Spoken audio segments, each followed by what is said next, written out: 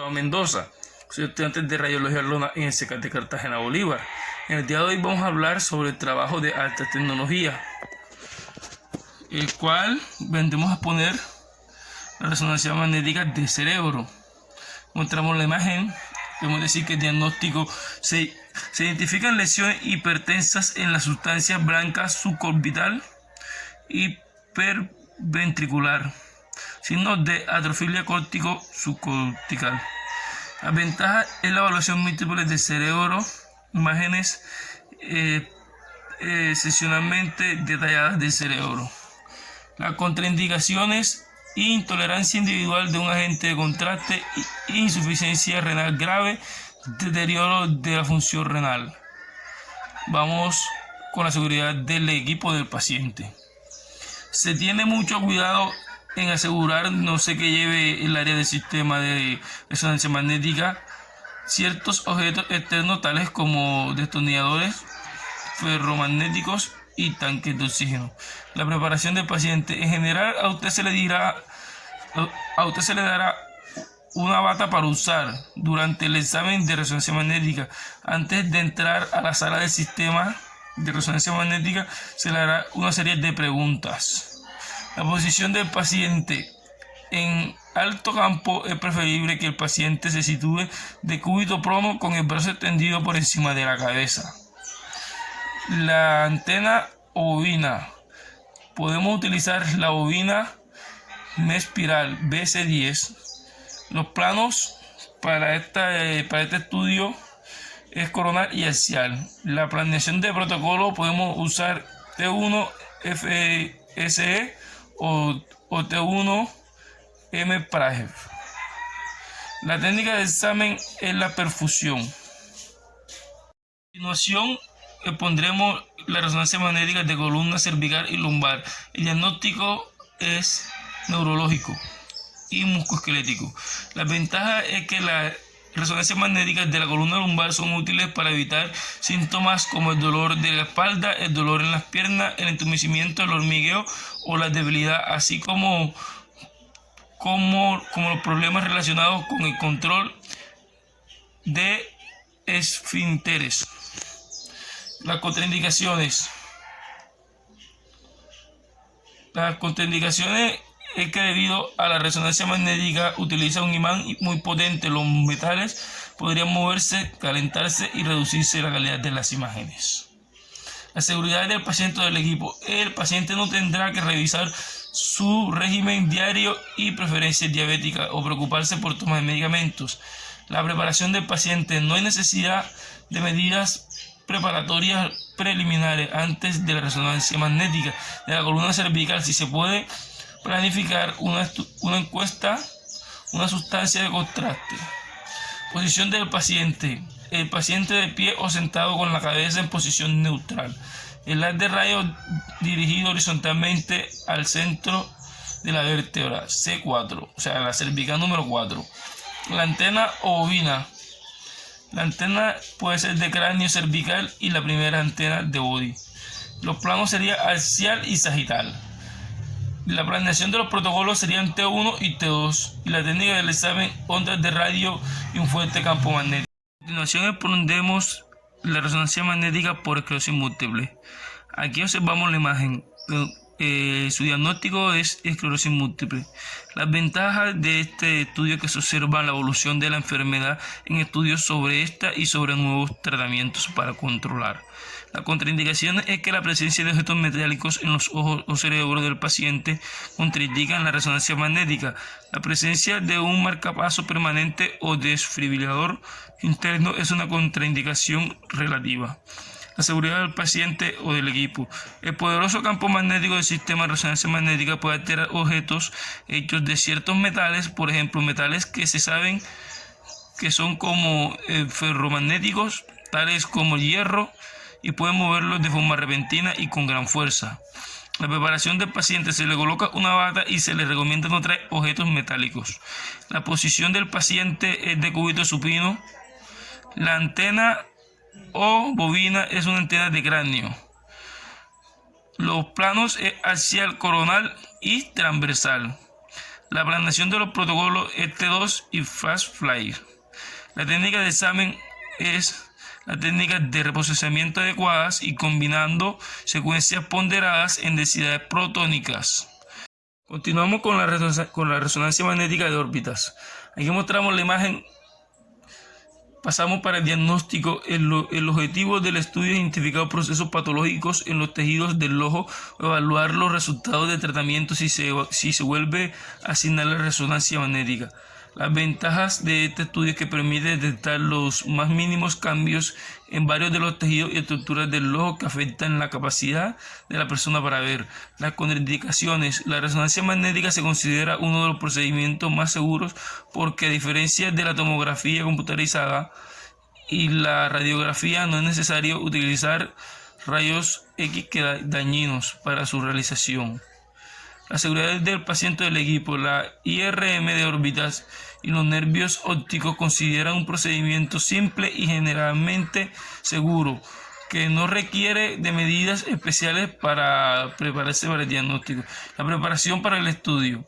Presentar orden médica con datos clínicos y la respectiva autorización de servicios. Presentar historia clínica o resumen de historia clínica. Presentar exámenes previos si los tienes. No trae objetos metálicos, collares, pulseras, relojes, aretes, correa. La posición del paciente. El paciente está acostado boca arriba, o sea, de cúbito supino. La bobina o antena es una bobina específica de cráneo. Los planos hacia coronal y sagital. La planeación de los protocolos. Normalmente las secuencias de cada protocolo varían según los médicos, pero el centraje y las referencias anatómicas son siempre las mismas, al igual que en cualquier protocolo. La técnica de examen de las órbitas de MRI con cualquier otro procedimiento de diagnóstico no se llevan a cabo por el bien de interés. Por tanto, se debe tomar en serio después de un examen del paciente por un especialista. A continuación expondremos la resonancia magnética del abdomen de rutina. Ahí estamos mostrando la imagen. El diagnóstico es siluetas renales. La ventaja: una resonancia magnética abierta de la zona abdominal no está sujeta a las limitaciones especiales que sí condicionan una resonancia magnética cerrada. Las contraindicaciones. No se conocen efectos nocivos en humanos con respecto a los ultrasonidos de diagnóstico estándares. La seguridad del paciente y del equipo. Algunos dispositivos médicos requerirán aseguramiento de la compatibilidad en el resonador, programación de acompañamiento especializado y reprogramación del mismo.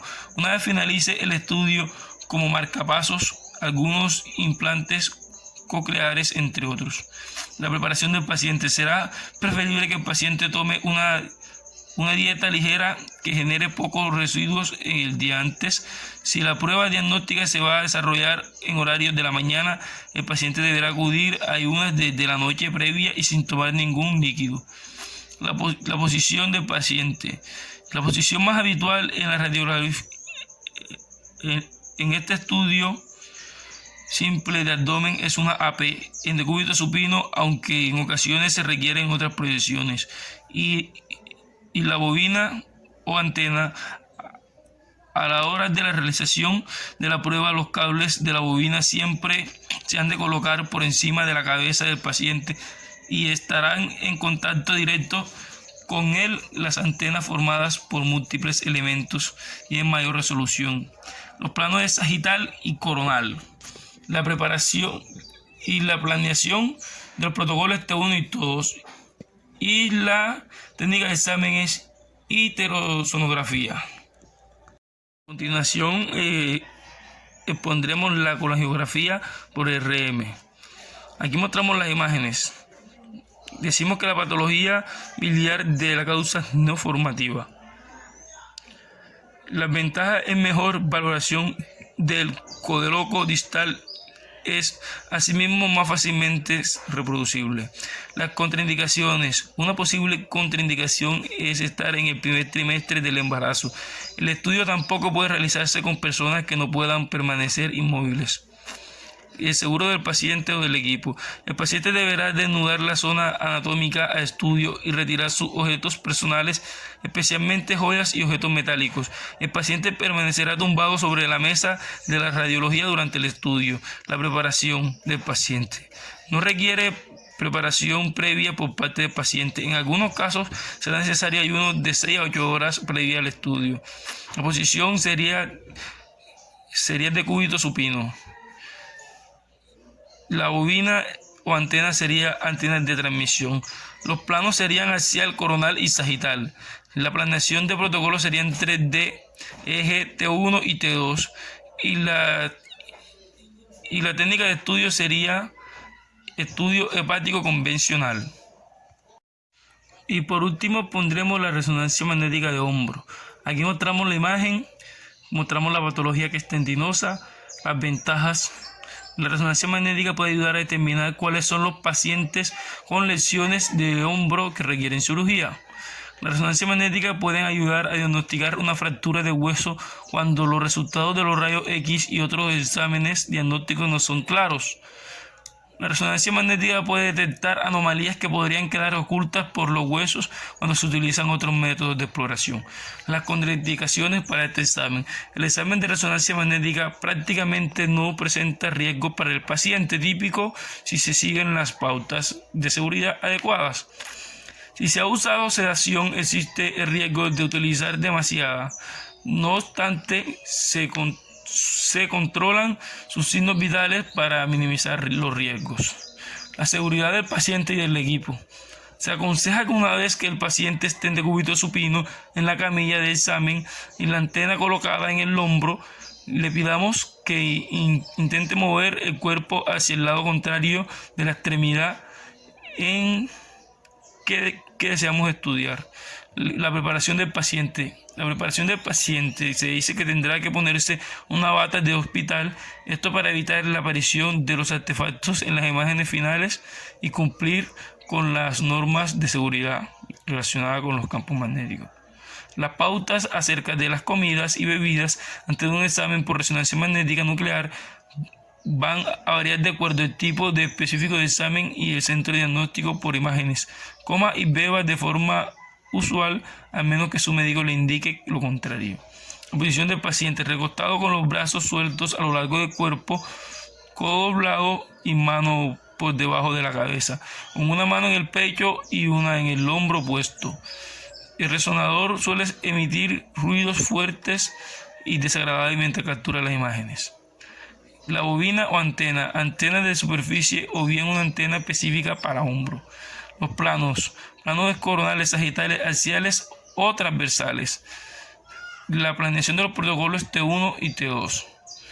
La técnica de examen es la artrografía de hombro guiada por ecografía y usando una aguja espinal infantil.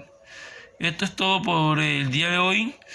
Mi nombre es Alejandro Hurtado Mendoza y espero les sirva de mucho para su vida profesional. Gracias por su atención. Hasta la próxima.